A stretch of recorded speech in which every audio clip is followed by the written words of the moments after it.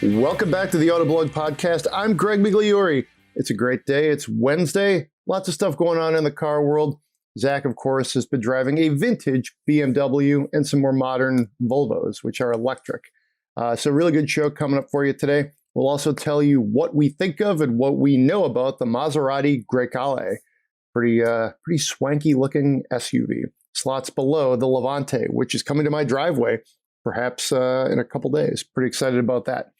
So let's bring in our road test editor, Zach Palmer. What's going on, man? Oh, just enjoying the weird dichotomy. Just like you said, driving some old BMWs and some brand new electric Volvos. It's been a fun few weeks here of driving vintage stuff, new stuff, electric. Just having a good time. So how's it going with you, man? Going pretty well. It's, excited getting that Maserati in a couple days right. Here. We'll talk about that maybe a little bit farther here in the show. But some Maserati week, seemingly, with Maserati week. With the Grecale and you getting a Levante. It's a lot of Maserati in 1 week, honestly. That's a pretty good week, I would think, right? So I guess I should have some espresso, probably, just to keep me caffeinated and up for all of this stuff. I certainly can't be driving a Maserati and rolling around with a couple Folgers in the cup holder. So even though I do like Folgers. It has to be some quality coffee. Really, really good coffee. Sounds good. Now, you drove a really good car, I think, right? The 88 BMW M5. Why don't you tell everybody about the setting? Because this wasn't just anywhere. Yes. Like, you didn't go to Hertz and rent this. This was someplace pretty special. Yeah, so this was part of a larger trip, honestly, where we went down to Spartanburg, South Carolina, where BMW's factory is for pretty much all of its X model vehicles, X3, X4, also X5, X6, and X7. And they took us down there. We watched the factory. We watched some new cars get built along the line and whatnot. And then BMW took us outside, and they had pretty much a giant list of vintage BMWs that we could drive, all M models. So the first review of the multiple old M models that I drove is on site right now, the 1988 M5, which is the one that we are going to talk about right now. But overall, I drove 4 older BMW M cars, and like you said, the setting was pretty special because we drove them from Spartanburg, South Carolina, onwards to Savannah, Georgia, and then ended at Amelia Island in northern Florida. So we, overall, it's about like 10 to 12 hours of driving these, relatively old at this point BMW M cars. That's actually something I found to be interesting, particularly BMW and Mercedes.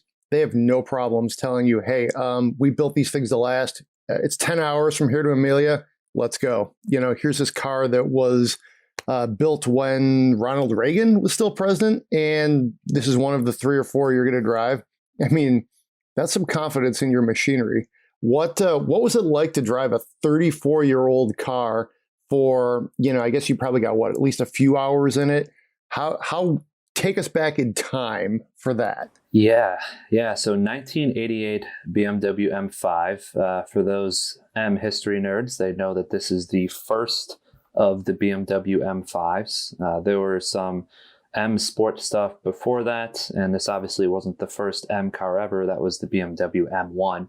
But Sure. This is fairly early in the BMW M brand's history. And one of the neat things about this car is that this was back when BMW M was still hand building and hand finishing the M line cars. So, it was a normal 5 Series body that was then shipped off to be hand finished by the M division, which was unique among other 5 Series. So you have another layer of fit and finish and just that sort of specialness to the vehicle, and you can feel it. When you get inside there, you can see the ties from old BMW M to new BMW M, and it's immediate just upon hopping into the driver's seat. The actual quality of everything, and that that there are some things that are actually nicer about this M5 than like a new M5, as in like it has electric headrests. The new M5 does not have electric headrests. It has electric thigh supports, which it's all just sort of like a little bit of overkill from that respect. But this was a really, really wild sedan back in the day that it was rocking, I believe, about 256 horsepower, which back in 1988, that was a whole lot of horsepower for a four-door sedan. And well, you really couldn't buy much of anything back then in the late 80s that had that much power that could be considered, sort of like a family vehicle. Today, that's sort of, normal. You got the M5s, E63s, Audi RS6s of the world, and they're out there. But this was a really special vehicle back in the day. 0 to 60 in 6.5 seconds. So by modern standards, it's not that quick. It's not super fast, but it has that extremely smooth 3.5 liter inline six engine, naturally aspirated, revs to right around 6,500, 7,000 RPM. And it is a really, really creamy engine, and just the way it builds revs, the way it sounds, it's so mechanical, and it's so satisfying. Same thing with the shifter too. Honestly, the shifting feel, you can tell it's old, but it still feels really nice. And I wouldn't necessarily hate it in more of a modern car too. It really did feel ahead of its time in that respect. And like you were saying, I did spend a good amount of time in it. These older performance cars, they were super comfortable to cruise along the highway. Like the suspension tuning in this thing is nothing like that of, say, like a modern M5 or even an M5 from like 10 years ago. That is really stiff and very focused, and that this thing, it does handle. It's good in that respect, but it's not necessarily meant to be, this crazy track machine like the new M5 CS or something. It's really meant to eat up highway miles fast, comfortably, with a whole lot of style, and just be extremely satisfying to drive in pretty much every respect. I love this thing, if you can't tell. Yeah, I mean, to me, I'm super jealous. This is one that would be on my bucket list. I actually really like that approach that we saw from BMW and Mercedes in the late 80s, early 90s, where these were powerful cars for their time. Aesthetically, they were beautiful, I think. Really, the design is held up really well, very timeless appearance. Powerful, they could handle, but they were also, sort of like, Autobahn cruisers.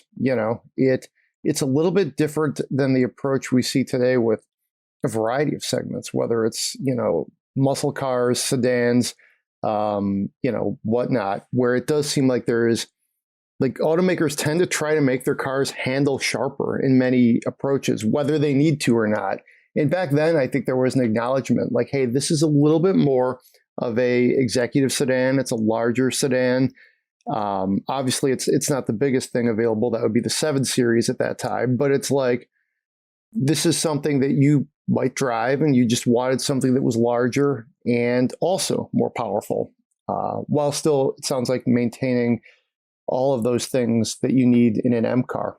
Yeah, it's really funny what you mentioned about it being large too, and that, like, by modern standards, like, this isn't that big of a car. Like, lengthwise, it's within a tenth of an inch of the new BMW 3 Series.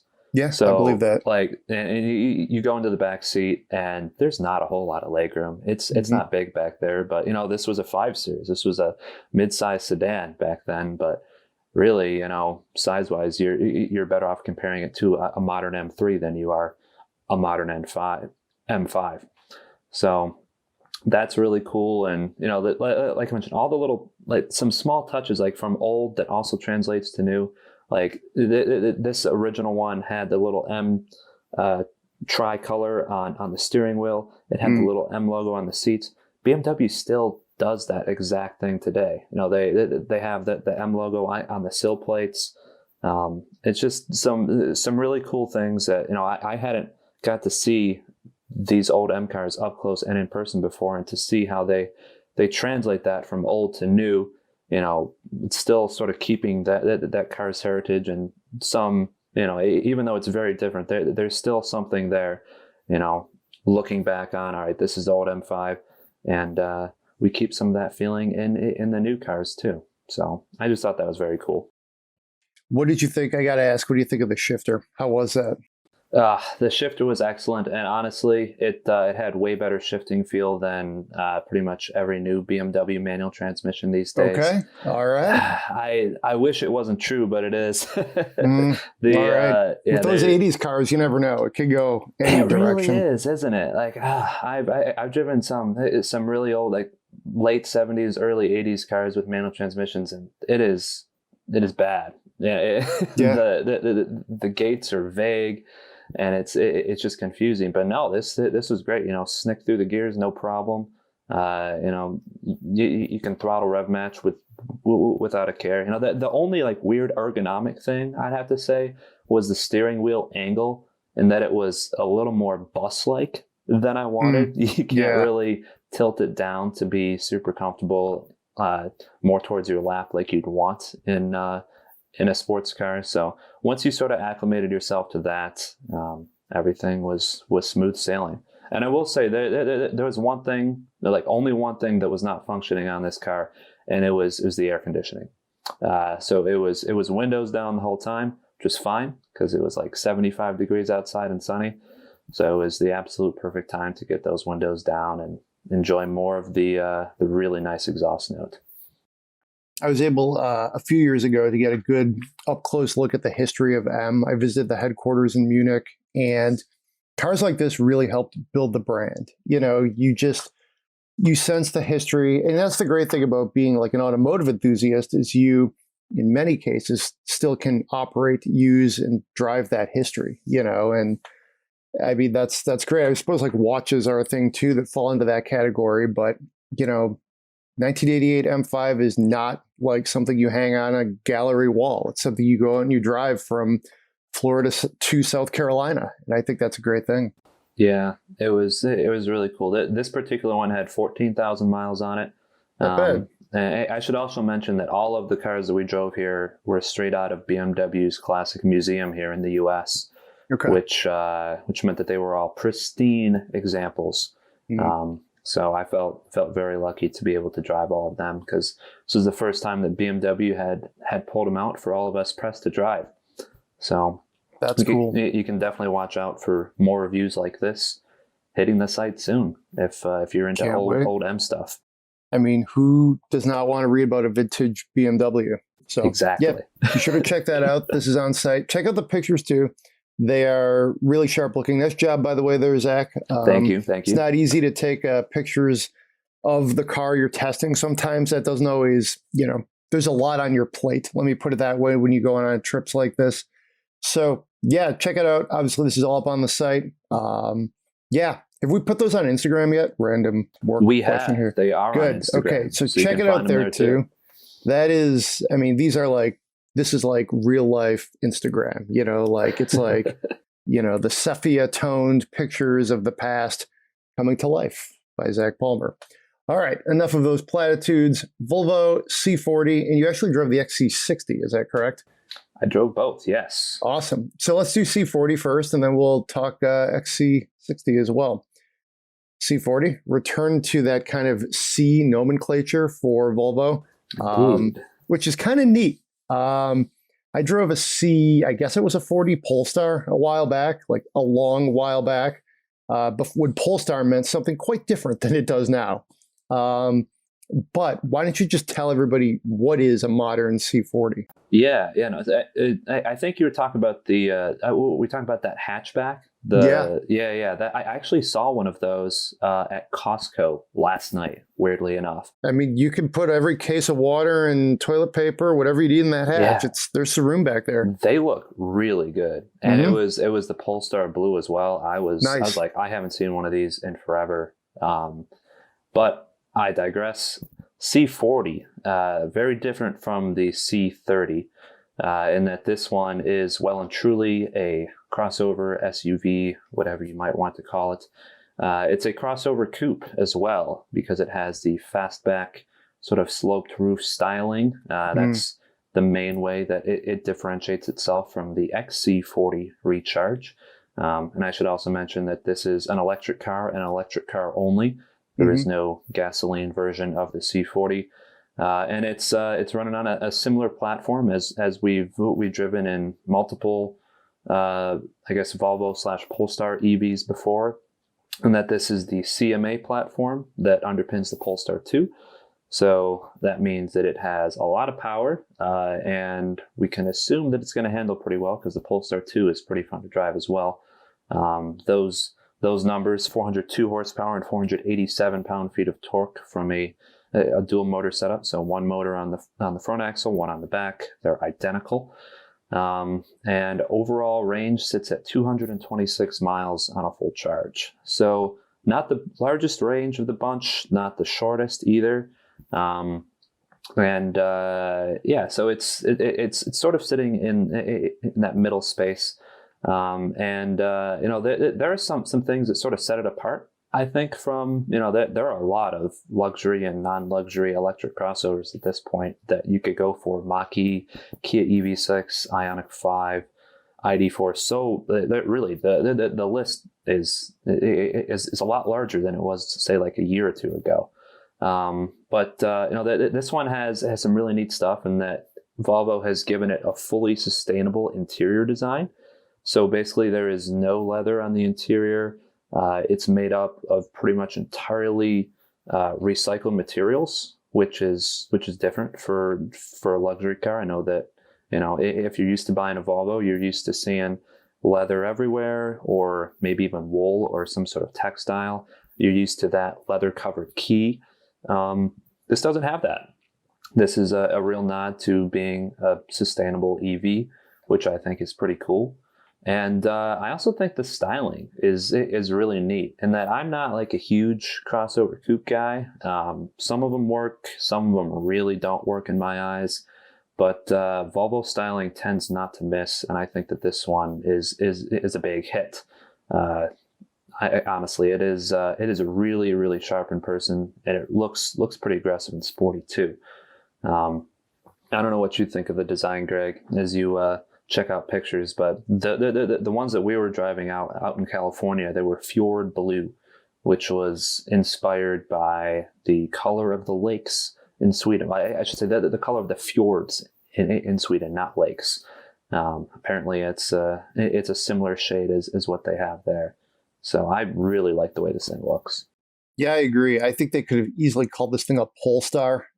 Even looking at that silhouette, you can sort of feel that. I think you can see that same kind of, sibling vibe, if you will. I've seen the fjords in Scandinavia, and they are beautiful. And I think this color is in line with what I recall. A really great place to, took a cruise out there. Was fortunate to do so a few years back.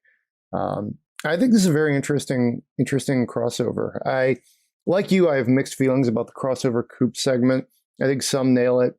Some you're kind of like, what is the point of this? But I think this falls into the category of definitely looks closer to being like a nailed it kind of scenario. So I can't wait to drive this thing. This looks very intriguing to me. It seems like they got a lot of the metrics right too. Like a lot of power, but not bonkers. Good amount of range. It kind of, to me, feels like it's right in that sweet spot. It is. It's a really, really interesting place for it. And, it might look really small and compact in photos, honestly, but there's a whole lot of space in this thing, and more than I was expecting. And wow. It has, sort of the rear seat space of, close to like a CRV. And when I sat back there, I was expecting my head to be up against the ceiling of this fastback roof, and my knees to be up against the front seats when adjusted for me. But I had tons of space both up and forward, which I was pretty impressed by. And yes, it is also fun to drive if you're looking at EVs that are quick, interesting, that give you that nice punch. This is definitely it. I believe 0 to 60 in about 4.7 seconds, which is plenty fast. We took it up and down a pretty fun mountain pass out there in Palm Springs, and yeah, it has more than enough power to probably motivate the average Volvo driver way more than they were probably expecting. Sounds So good. yeah, and get the blue if you get one. Yeah. Get the blue, and there's a blue interior as well, Fjord blue interior that matches the exterior. That is also a required option in my book because Wow. it looks epic. That does sound handsome. That kind of, I think Volvo is up there with Lincoln. And I mean, those are the two that come to mind with companies that have really invested in making beautiful interiors. Not necessarily maybe the most technical or the most like just pure, like sporty, but I mean, these are some really handsome interiors. So yeah, can't wait to get into that one. XC60. Bit of a different vibe, but you were out there at a kind of a multi-vehicle event, which is always a good thing. The XC60 is hugely important for Volvo. This has definitely been a top seller for them for years. And what did you think of it? Indeed. So I specifically drove the XC60 Recharge Extended Range. Yeah. Okay. The Recharge, and on top of that, Recharge Extended Range, which is a version of the Recharge that they literally just announced last week. They announced it hours before we actually drove it. It was a little weird in that, you know, they didn't even tell us that we were going to be driving this new version ahead of time, and then, oh hey, we just announced it, and oh hey, here are the cars, go drive it. It's like, oh great, cool, fun. So the extended range is actually, well, it's a lot more than just the extended range as far as the updates go. Yes, it does have more range. It nearly doubles the electric range part of the plug-in hybrid. Basically the battery pack is a lot bigger than before, so you have 36 miles on a full charge, and then to complement that, you get an electric motor on the rear axle that is a lot more powerful, which is really great because that was, you know, one of the complaints I've had about Volvo plug-in hybrids in the past, and that if you're just on electricity, the car is a little pokey, could be a little scary getting up to highway speeds and whatnot if you don't want to dip into the gas engine. But that is no longer a problem. It has a 143 horsepower electric motor on the back, and that'll get you up to speeds without issue. And on top of that, they also updated the engine, and that we all know Volvo for its famously complicated turbo and supercharged 2 liters these days. Well, this one has dropped the supercharger basically. So it's interesting. Okay. It's a new version of the engine that just has the turbo, and they've integrated a starter motor, sort of like 48 volt style, that sort of acts as a torque booster where you might have lost some of that torque from the supercharger. And that on takeoffs can inject Volvo says 111 pound-feet of torque into the system. So overall, you've got over 450 horsepower and 523 pound-feet of torque, which, yes, yet again, another fast Volvo. This thing is actually quicker than the C40 was to 60, which is a bit of a surprise. It gets there in 4.5 seconds. So yeah, it's a half second quicker than the old XC60 Recharge. And so you have more efficiency, more electric range, a faster car. And another one of the complaints that I always had with that old engine was that it was just, little rough, little gruff, wasn't the smoothest of operators. That's changed. The XC60 without the supercharger on it is a lot smoother, and it's really quiet. It's a lot more difficult to tell if that engine is actually on or not when you do dip into it. So yeah, a lot of small, maybe some big improvements I think have gone and made this plug-in hybrid a lot more desirable. So yeah, this is a great, XC60. An interesting world here that in '88, an M5 did 0 to 60 in like 6.8 seconds. Yeah. In 2022, you're Volvo that you put your dog and go get groceries in can do it in 4.5. That's just, it's what a world, right? It is. But it's interesting how, I mean, we're literally, I think, almost getting to the point where it's like comparing cars from different eras is almost like it's like baseball, different eras or something, where hitting 20 home runs in 1920 is a lot different than hitting 60 home runs in, the year 1999 or 2022, or like, I mean, it's almost literally like steam engines or something versus, wind and sail. So, yeah, I mean, sounds like a lot of fun to drive though. It's pretty nutty when you look back, and cars are fast these days. Just in general, Yeah. you can go pick up yourself a Camry with over 300 horsepower right now, and and it goes across the whole line, everything, and adding an electric motor like this Volvo, like a lot of cars are adding an electric motor, plug-in hybrid wise, just regular hybrid. It can make them quick if the manufacturer wants that. And you have this. And one other thing that I should mention with this XC60, beyond it being fun to drive and better to drive in so many ways, is that they've added a wool interior option. I'm intrigued by that. Which is, that's the one that I got to drive as well. I was chatting with some of the Volvo representatives there, and they did admit that it is slightly more difficult to clean and to keep clean than, say, leather or some sort of traditional cloth. Sure. But that was the only downside that they that they would let on about, because I love that wool interior. It feels really nice. The seats are sculpted. It's just a very, very pretty option, and it's a no cost option too. You don't have to add any money beyond like leatherette or something like that to get wool. So I'd say 100% go get it. Feels great. Yeah.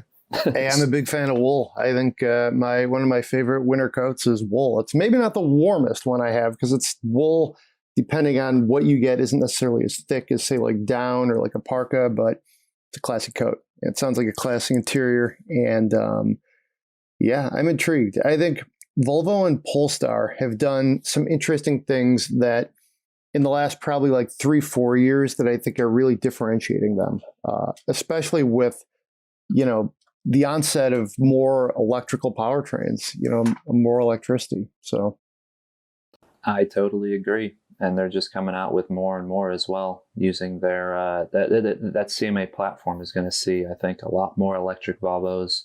And this extended range thing is also being extended across the entire Volvo plug-in hybrid lineup. So interesting. We'll see that powertrain in S60, S90, XC90, pretty much everything that they already have that is a plug-in hybrid will get these updates. So I'm very hopeful for that as well. Sounds good. We'll round out the drive section here with long-term Hyundai Palisade update. Yes. I've been driving this for few weeks now. I have really sort of fallen into a routine with it. I drive it almost every day just for wherever I happen to be going, very like mission centric, like preschool drop off, stuff like that. Getting groceries, just hanging out, stuff around town. And it really gives me a sense of like sort of like mini ownership. You kind of picture yourself like, hey, this thing's comfortable, it's large, but it still handles pretty well. It's an attractive, crossover. I think we ran some spy shots yesterday of the next gen Palisade, and I was kind of like waving my hands like, hey, wait a minute. This looks pretty good to me. What are we doing here? I don't want it to look more like, I think the Santa Cruz is what we were kind of hypothesizing where they might go, that kind of new like Hyundai styling direction. But I think this thing holds up really well. I think this is going to be a good value, even on the used car market in a few years too.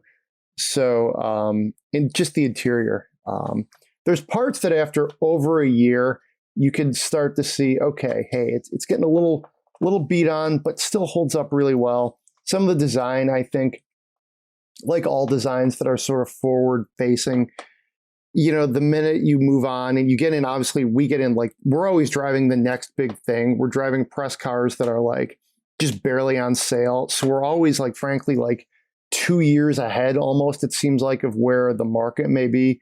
So I'm starting to look around and kind of seeing like the way the wood and the colors and like the quilting, you're like, okay, that's That's so 2020 or 2021, which is kind of a fun thing to say.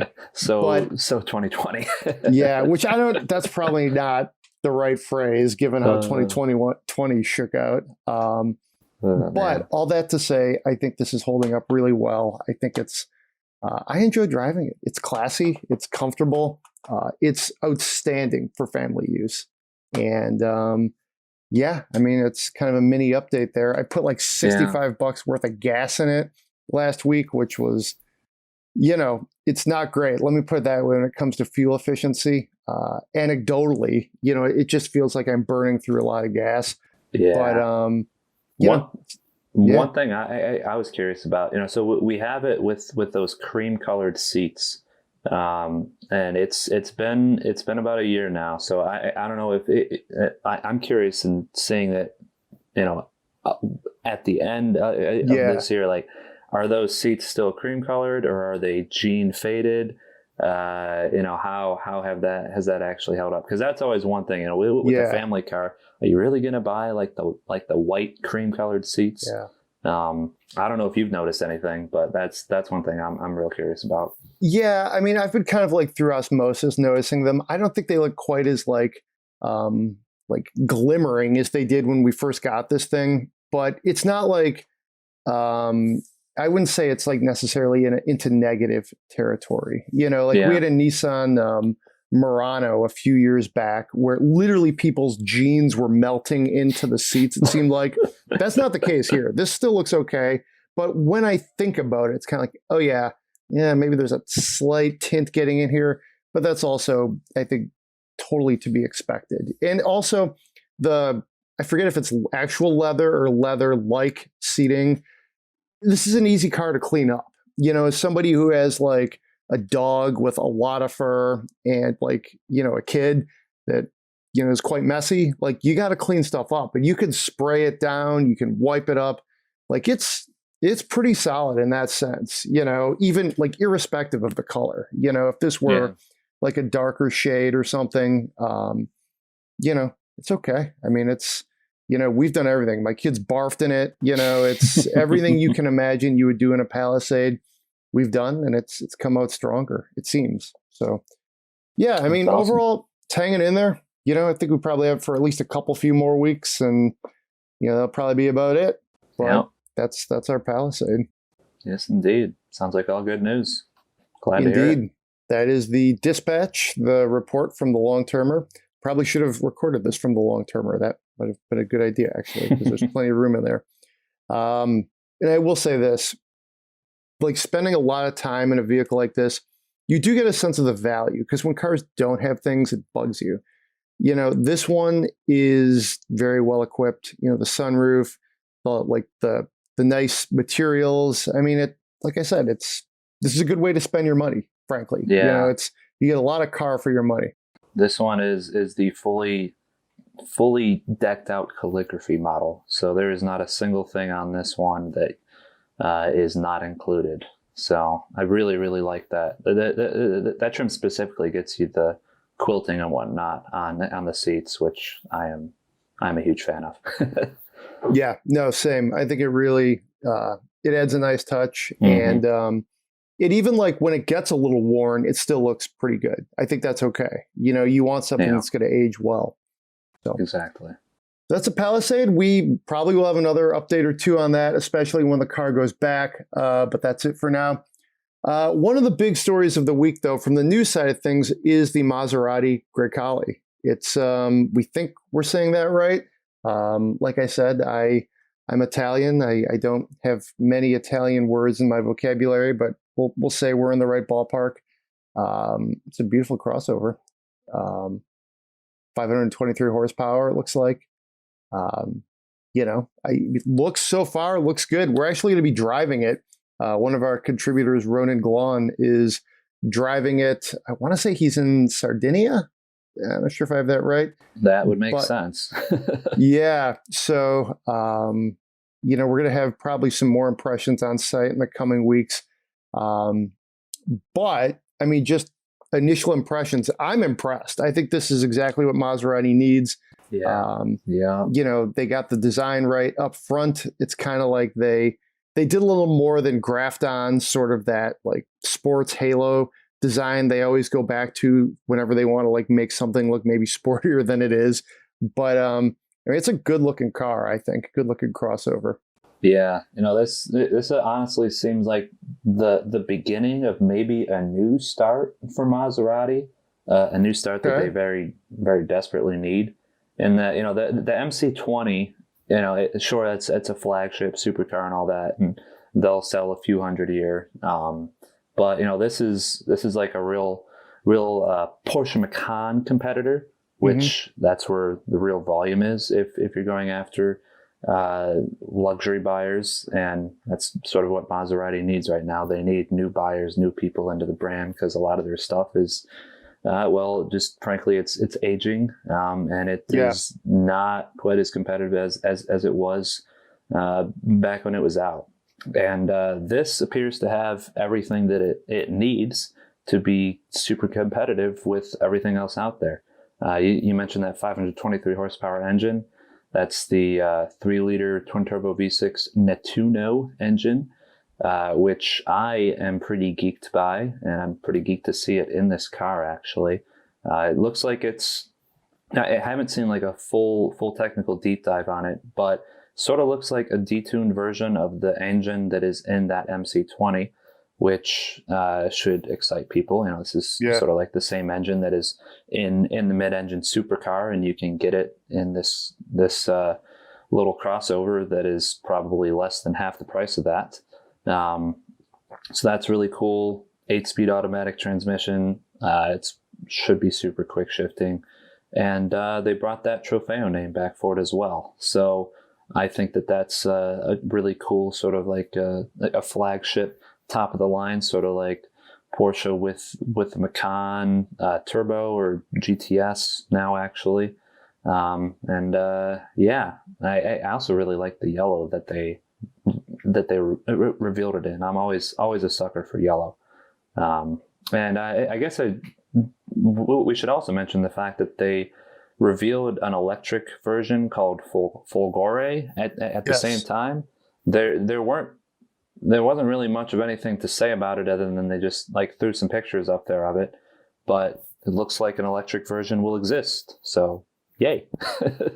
Yeah, no, that's solid. And we know that Maserati, like Jaguar and like basically everybody, is going to be transitioning away from ICE to full electric vehicles in the coming years, in this decade, in fact. So like the non-Folgore version of this crossover and the GTS or the Levante that I'll be getting, like this is it. You want your high-powered, whether it's a Nettuno or a Ferrari tuned V8, like what's in my Levante.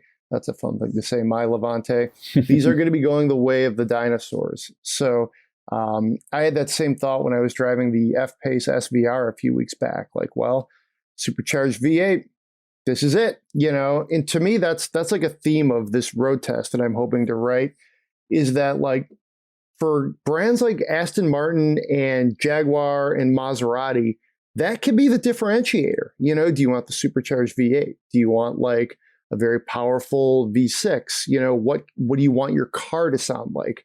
Because they're always going to be attractive. They're always going to have gorgeous interiors.